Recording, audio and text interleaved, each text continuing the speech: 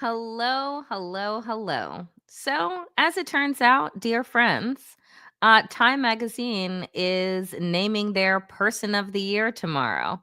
And let me just say, I'm not thrilled about who it's going to be.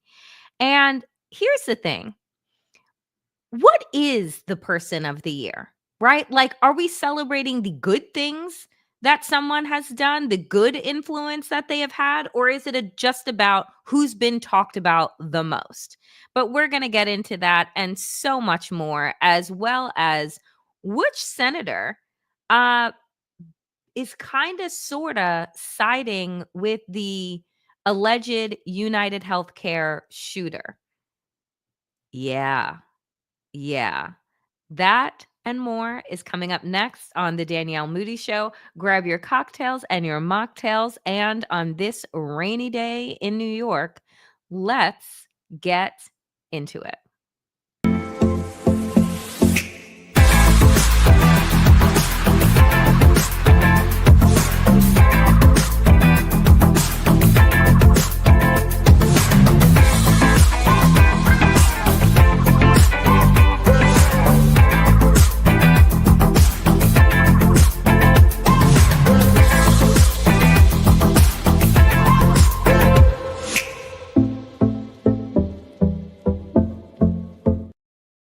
So I already see in the chat that people are trying to guess exactly which senator seems to be siding with Luigi, the alleged United Healthcare shooter. And we will get to that. But first, dear friends, welcome to the Danielle Moodie Show. I'm so excited that all of you are here. And yes, I have my Christmas tree up.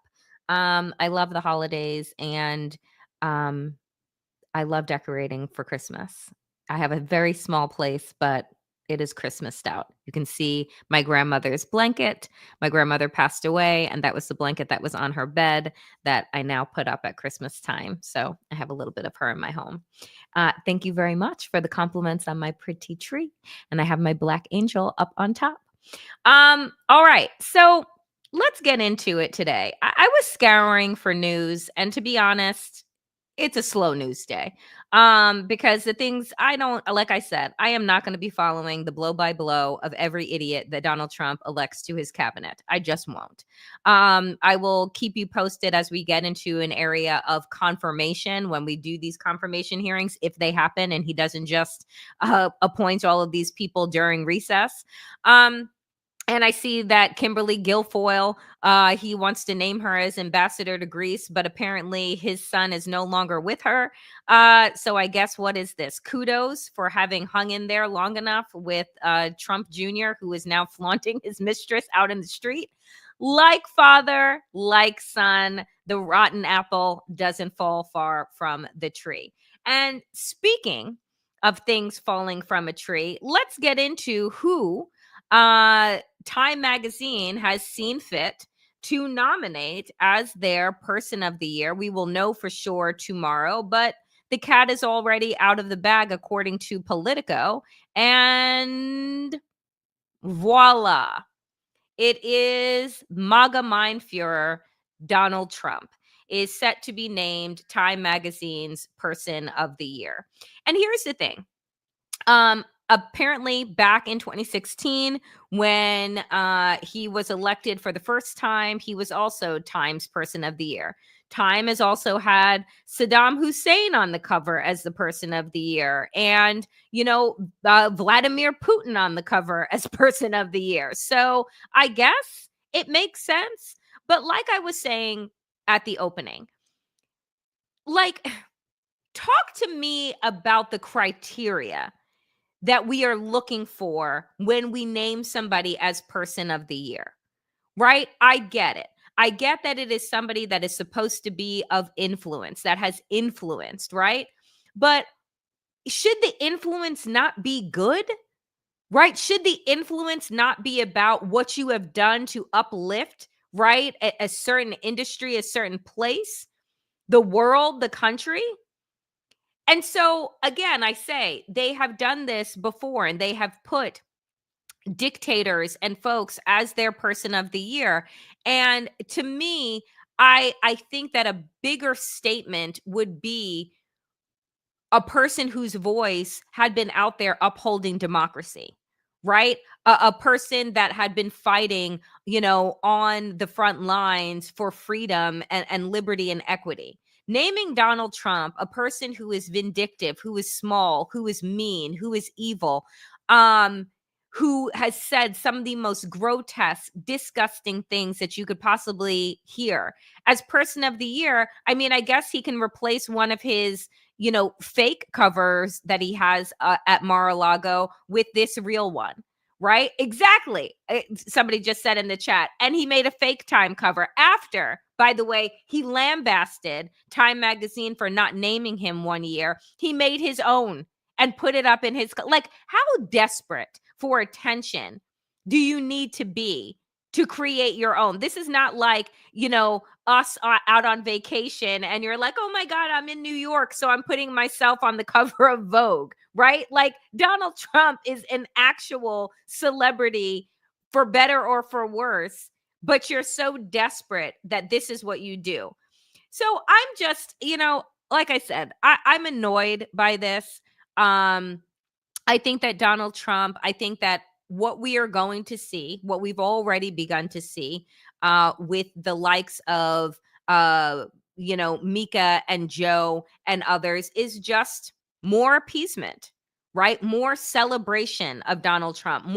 Like, if we thought that the sane washing that we experienced over the last year of his campaign was bad, just buckle up, because the next several years under MAGA Mein Führer and, this broligarchy, you were going to think that they were sent to us by Jesus himself, in the way that they are going to describe him and cover him and say that his policies are good, and, oh, they have some good in them, and isn't our economy doing better, and, isn't he so great, and isn't there an influx of migrants, and isn't it good that we're putting them in detentions where we don't provide water or toilets or soap, or like, we're going to need to ground ourselves in reality, because the trip that mainstream corporate media is getting ready to send us on is going to have our heads on a swivel. Like, and this is why I'll say, like, I am going to do my best to keep us grounded, to keep us sane during the next several years. But I mean, it's going to be crazy. So that's it. Donald Trump, person of the year. And it'll be announced tomorrow. And to boot, hold on for this one. Guess who's ringing the bell at the New York Stock Exchange? Yeah, Donald Trump tomorrow.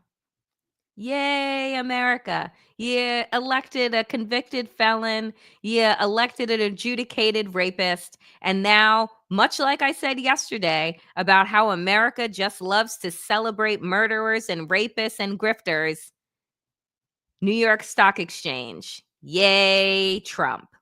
Let's all get our red hats together, because, it's time to move on. And frankly, can we fault these places when you have Democrats like Jim Clyburn, who is saying that Joe Biden should waste his last weeks of office by pardoning Donald Trump? That's why I made the title of today's show what I did. Like, who is going to fight for democracy? Because it is clear that everyone is like, well, we gave it a good run, I guess, these last 240 some odd years. So, pretty much it's every person for themselves. It's disappointing isn't even the word. Like, I need new words for the disgust and the anger and the frustration that I am feeling. But, basically, I want no one to not be able to access employment, no one to have to check the felon box if we have a felon as a president of the United States. I don't want anyone's criminal record being held against them and deterring them from moving forward with their lives if Donald Trump is able to be president of the United States. right? And is able to, and we're just all like, you had the New York Times even run a story. Do felonies even matter anymore? What fucking planet are we on? So apparently felonies matter, but they only matter if you are black. They only matter if you are a person of color or a woman. Otherwise, right? It's now in vogue.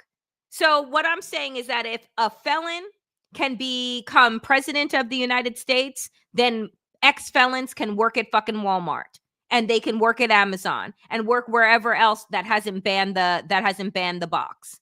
Right? If you've paid your debt to society, which Donald Trump has not, if you've paid your debt to society, then why do you need to still be treated like a criminal when we have a criminal and a bunch of criminal sycophants that are getting ready to run the country?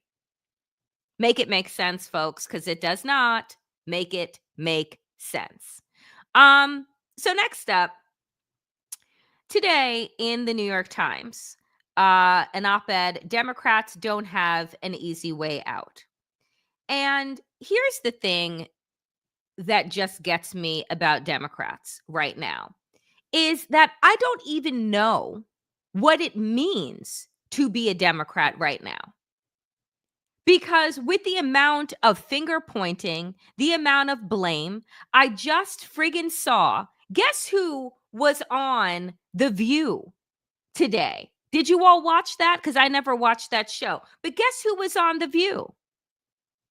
Bill Clinton. Yep. It's not enough that we got James Carville telling us what we need to do, that fucking 100-year-old fossil telling us again what Democrats need to do in order to gain back white working class people. Now, we also had Bill Clinton sitting up on The View talking about the good old days when he was able to bring the working class together. Do we learn nothing? Do we literally learn nothing? It's like Democrats make the same mistakes over and over again, and then they try and do the same thing to fix it. It's never let us go and go down to our base and figure out how to create community, figure out how to create a pipeline. Why did 7 million people stay home? No. Democrats see that white people vote en masse for Republicans, and their response is, how do we get more white people? By absolutely abandoning who is actually in our tent and who our base actually is. Right? It is always, don't dance with the person that you brought, right? You're just going to go and chase the prom queen that is not looking at you and hasn't been looking at you. And in that respect, white Americans have not voted en masse for Democrats since the Civil Rights Act. If that does not tell you all you need to know, it is not about minimizing the things that Democrats are supposed to care about, like equity and inclusion and diversity, right? Civil liberties, freedom of speech, freedom to assemble. Right? The inclusion of queer people, of trans people. Like, no, Democrats are saying, and what Bill Clinton has said, oh, we've done too much, right? To be seen as these liberal elites who poo-poo everybody, and we need to get back to basics, which is code for the fact that we don't need to be worried about those pronouns, right? We don't need to be worried about the trans people. We don't need to be worried about Black folks. No. We've gone too far left. And now we need to go chase after the rural whites. That's what he said today. I almost threw my phone when I saw the clip come through. And I'm just like, why did 7 million people stay home? It was because neither party was speaking to them. Donald Trump did not win with a mandate. He did not win in a landslide. He won by the smallest margin in modern history. And so instead of thinking about who we can peel away or how we can expand our base or how we can create a sense of belonging inside of the Democratic Party, instead of these little siloed factions of groups that have nowhere else to go.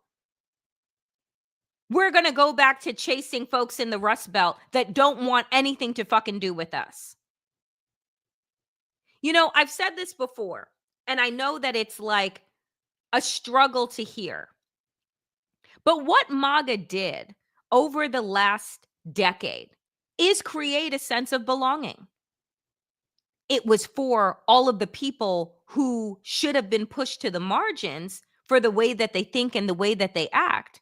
But Donald Trump said, hey, if you're a misogynist, we got a home for you. If you're a racist, we got a home for you.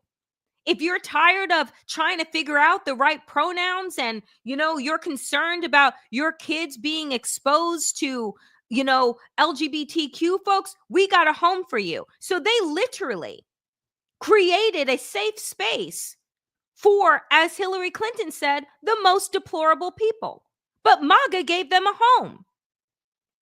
On the other side, though, if you make a misstep inside of the Democratic Party, we will be the first people to fucking cancel you. So we have to recognize the ways in which we have certainly, right, created an environment of exclusion, right, and perfection, and having created a sense of learning, right, and belonging. The sense of learning meaning like we know that the world has changed a lot. And and feels very quickly for some. And instead of trying to bring those people along, we said, well, if you don't know right from wrong in this iteration, well, then you're out of here. So by turning our backs and kicking those people out and making them feel like they did not have a home, Donald Trump said, hey, come on over here, folks. Here's your red hat. Here's your red shirt. Here's your lawn sign. And now you have community.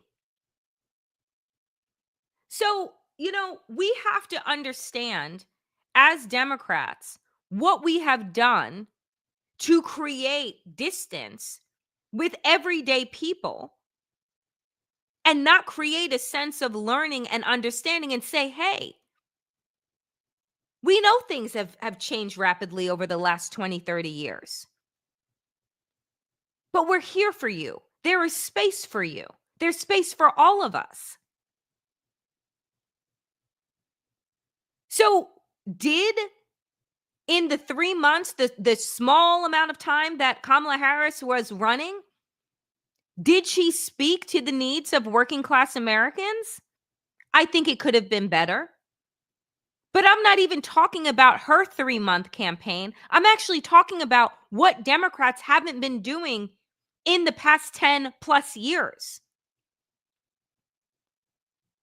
In my current space of reflecting and giving deep gratitude and mourning the passing of legendary poet and literary icon Nikki Giovanni, I came across an interview that she did, and I was watching it today, where she spoke about her deep disappointment in the Obama administration, that Obama spent way too much time trying to court, right, those that did not like him, trying to gain favor with the Republicans that were never going to like him, and not only not like him, but despised him, while sacrificing the base of the party, Black folks. And she said, in all honesty, right, where was the pipeline that he built? Where was the infrastructure that he was building? How did we go from 8 years of this eloquent, educated, thoughtful Black man to a Nazi? Those were her words. And I said, because when you were too busy, and this is just one example, choosing Merrick Garland because you think that both Democrats and Republicans would like him, as opposed to who would be the most progressive choice, that is emblematic of what Democrats always do, which is try and gain favor with Republicans who don't want to fuck with you. So Kamala Harris spent a good amount of time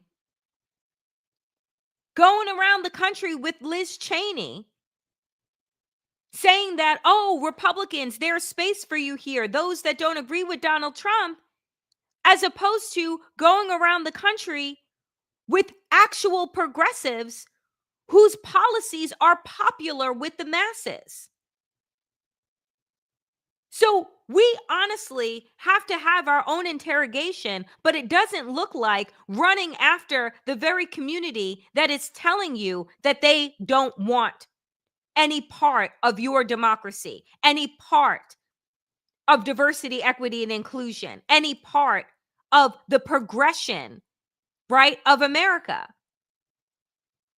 So we have to be able to do both, and to both look at, right, where we went wrong, but not look to the people who don't want anything to do with us and say, that's where I'm going to put my energy. That Democrats need to put their energy in rural white America. Also, can we finally get to a place where we can dispel with the myth that when we're saying working class, that somehow that's a white guy in a hard hat with a lunch pail? Like it's the fucking 1950s and 60s? That's not who the working class is. And we saw that very clearly during COVID with who was essential, meaning who was on the front lines dying so that we could get deliveries, so that we could go to the grocery store.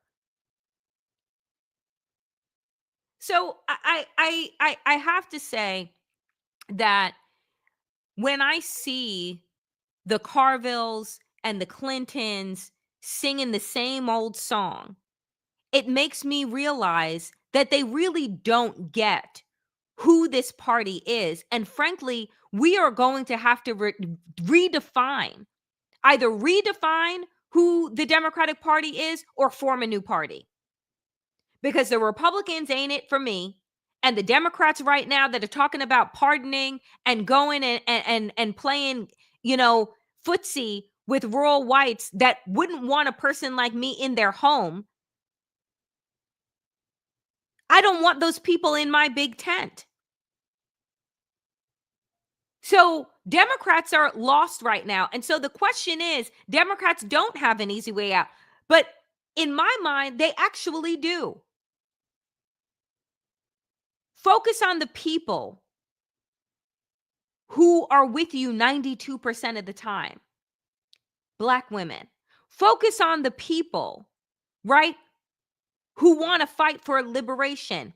Hi, young people on college campuses. Focus on the people who are being screwed over by the greedy billionaire oligarch class. Hello, working class. Here are the programs and here are the opportunities that we want to create for you, because there was a time when everyone did have access to the American dream, where the economy was working for all people. And when it works for the least of us, it works for all of us. But it's very hard to fight against the billionaire class when you're taking their fucking money to fund your campaigns. So for the 7 million people that stayed home, I know that some of them were basically like, well, what's the difference between these two? They're both screwing me. One is just doing it obviously to my face, and the other one is smiling at me while they screw me behind my back.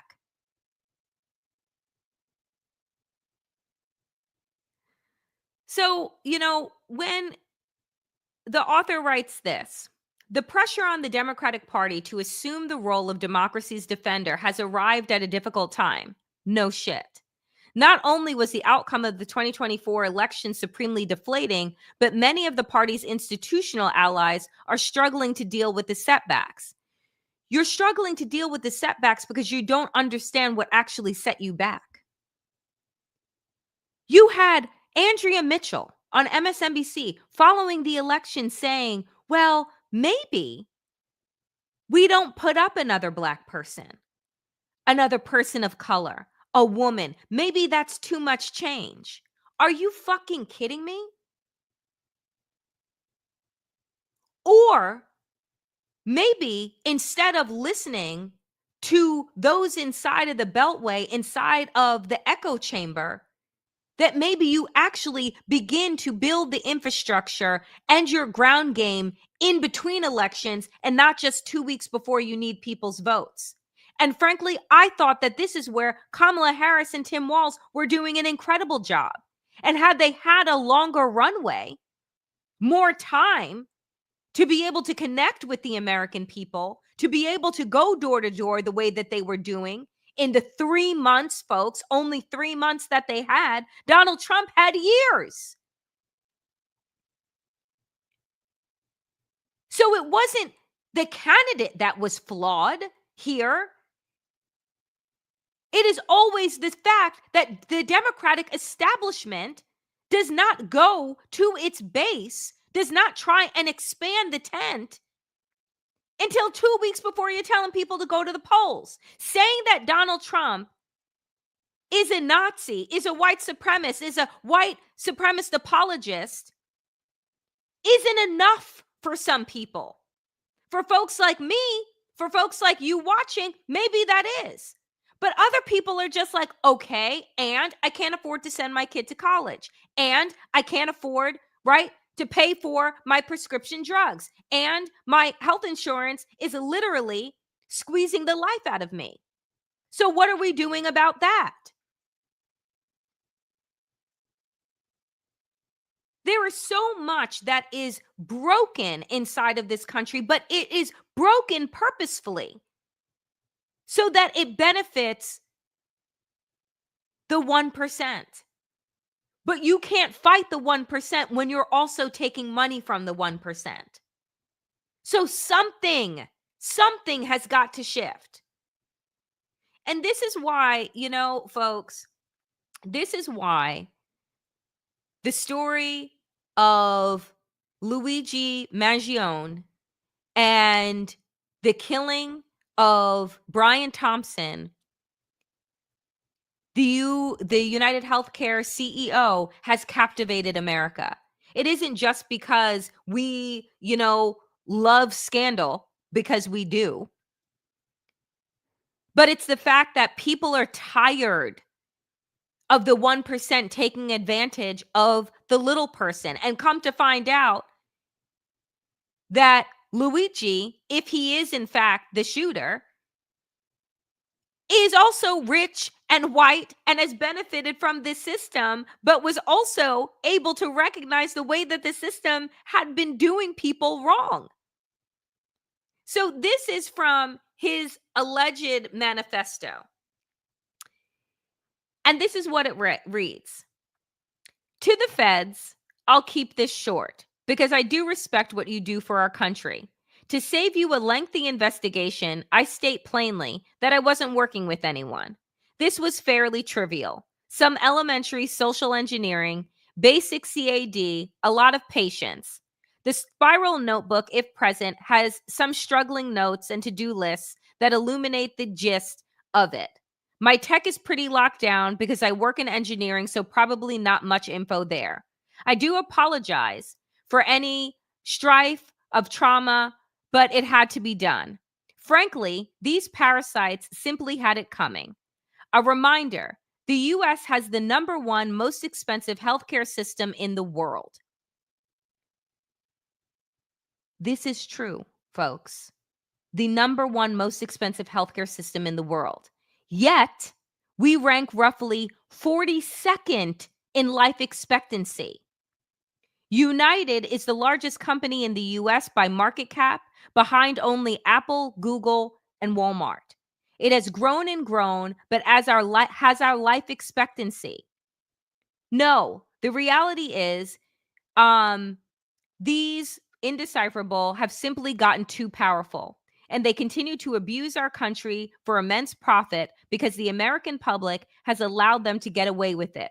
Obviously, the problem is more complex, but I do not have the space, and frankly, I do not pretend to be the most qualified person to lay out the full argument. But many have illuminated the corruption and greed. Rosenhall, Michael Moore, decades ago, and the problems simply remain. It is not an issue of awareness at this point, but clearly power games at play.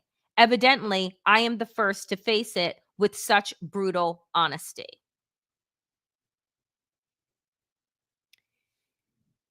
This is from his alleged manifesto, okay? But here are the facts that are inside of what was written. America's healthcare system is the most expensive. Our life expectancy is crap. And during COVID, our life expectancy dropped even further. So take a look at this. Retirement age is 65, but most Americans won't make it to 75. So if you're lucky, you work for 30, 40 years to maybe get 9 before you drop dead.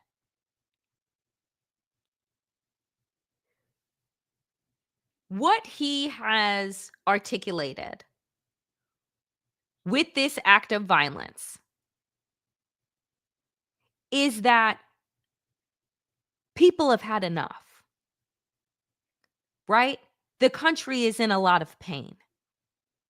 And that pain has actually the ability to be mitigated, if not for greed, if not for algorithms that were created in order to deny people healthcare coverage that they're paying for. We can do better. But what we have settled for is incremental change. And the people who are telling us that all we can do is incremental change are also establishment Democrats. That instead of pushing progressive policies that are popular, that they tell us that we have to continue to be at the center. And I tell you that when the Republican Party went off the fucking cliff, you have to understand that there is no center. So why are we continuing to chase a party that has long since left the values not only of our democracy behind, but of decency behind? Decency meaning that people are deserving of health care. And the Republican Party voted over 60 times during Barack Obama's administration to strip it away. And what Donald Trump is getting ready to do in 2025 is take it away.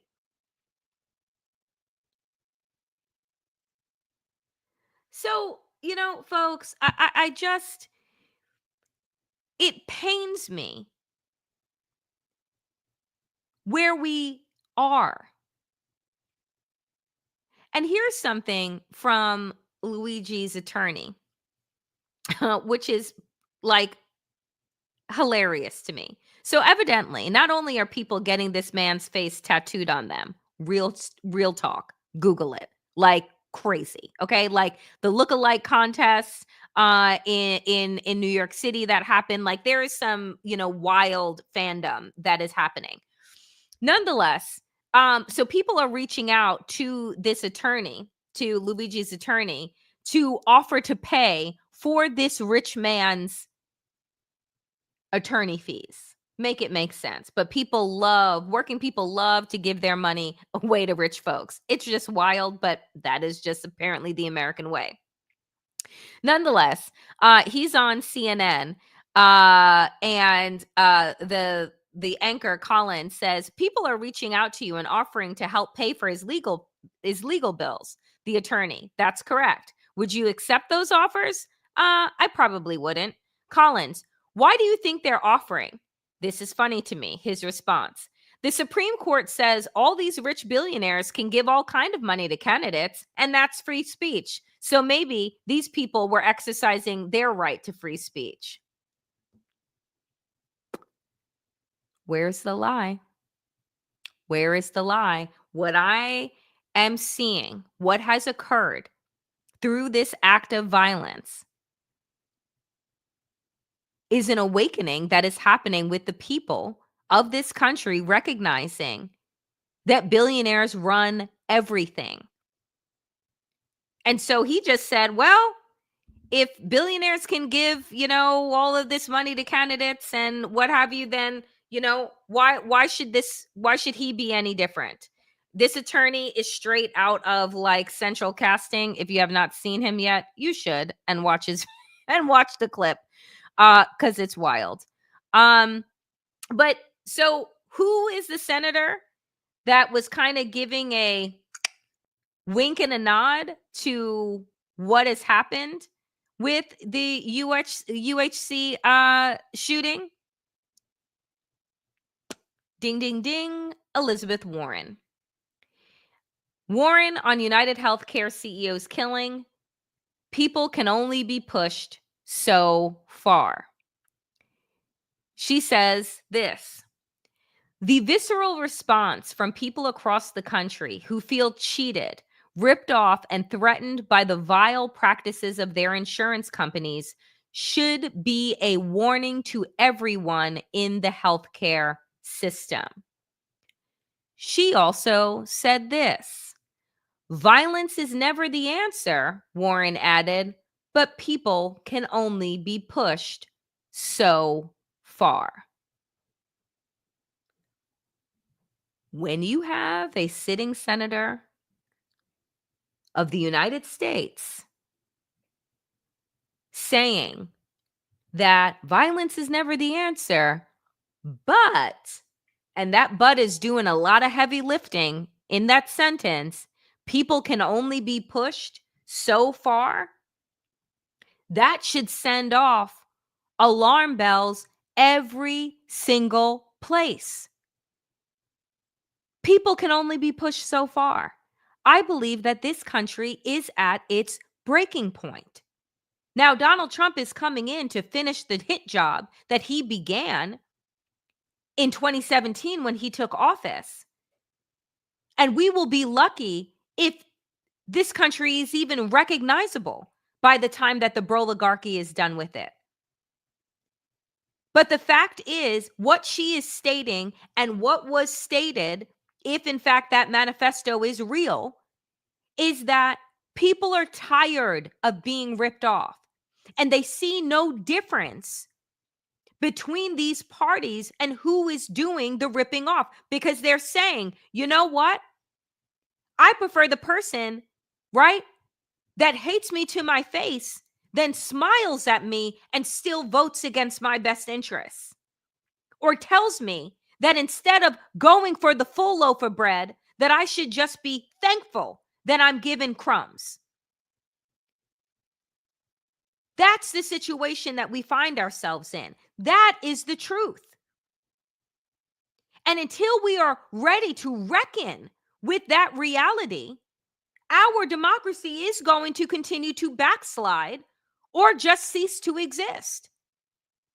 Because what we know is that this capitalist structure that has been the lifeblood of our democracy is crushing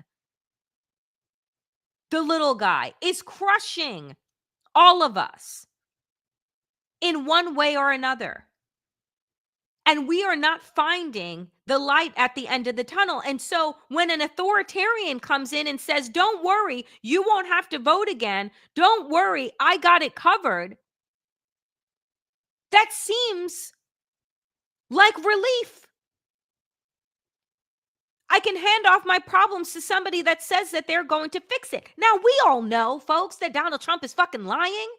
We all know what we are headed for and what we are in for. If he actually leaves after 4 years, which I do not believe that he will.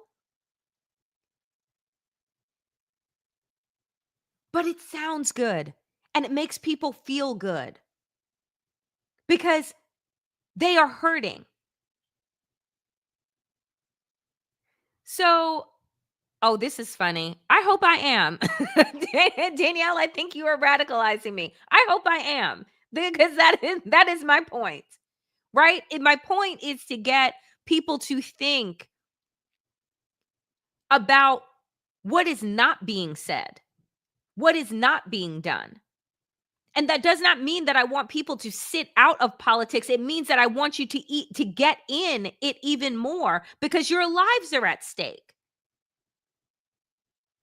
And who do you want in control of your life? I frankly want to be in control of my own life, not at the whims of an oligarch. So, you know, the reality is, I don't know who is going to fight for our democracy with this incoming regime, because I continue to see that establishment Democrats are not up for the fucking job. And so, where does that leave us? It leaves us looking to each other to build the communities and the infrastructure that we need, because the people that we have elected to represent us are out to lunch. And they think that reaching their hand across the aisle for people that have an AR-15 pointed at their heads is somehow going to be beneficial. It's not. We need fighters this time around. We need fighters for the people, from the people. I'm done with the Clyburns and the Schumers and the Pelosi's and the Clintons, frankly, and the Carvilles. I'm done with these legacy politicians. Their tactics and their mindset is stuck in the 20th century. We are no longer there. The beautiful thing that has happened over the last 20 years is the democratization of information.